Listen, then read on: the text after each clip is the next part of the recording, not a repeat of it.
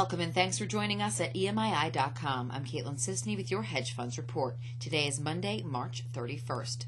While lesser firms may decide to revise their original goals to more modest ones, the Blackstone Group is reportedly sticking to its planned $20 billion target for its latest vehicle. Blackstone Capital Partners 6 Financial News reports. Sources told FN that Blackstone remains confident that it can find opportunities to place the huge sums, though with some changes. It may take the firm the industry norm of 3 to 4 years rather than the accelerated rate at which Blackstone raised money for its prior funds. It seems that Blackstone may have revised its goal from the $15 billion it was quoted as telling analysts last year. Blackstone reportedly intends to hold a close in June, 6 months after its December launch, FN reports, citing an investor.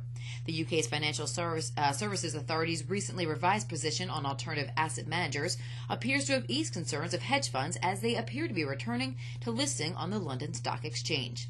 Financial Times reports that Boussard and Gavaudan plans to list its shares on LSE after it hopped across the channel last year to float on Euronext Amsterdam.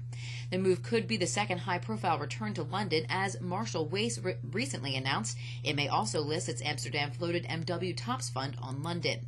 FT notes that while FSA's revised approach is welcomed, it is unfortunate the regulator took so long to make it. There are hedge funds that invest in films and alternative investments focusing on musical instruments, and then comes Nicola Horlick, often dubbed superwoman, for a hybrid of sorts, an alternative investment for music used in films. According to Investment Week, her firm Bramdian Asset Management is looking to compose such a portfolio for the firm's Bramdian Alternatives Trust. The trust would help finance independent film producers in exchange for rights to the music accompanying the film. The hedge fund would receive royalties each time the music is heard, whether in the movies or on TV. Horlick told Investment Week that she hopes to assemble a portfolio of 200 films over the next 4 years. Global real estate investment trusts have been hurting for the most part, but not in Australia.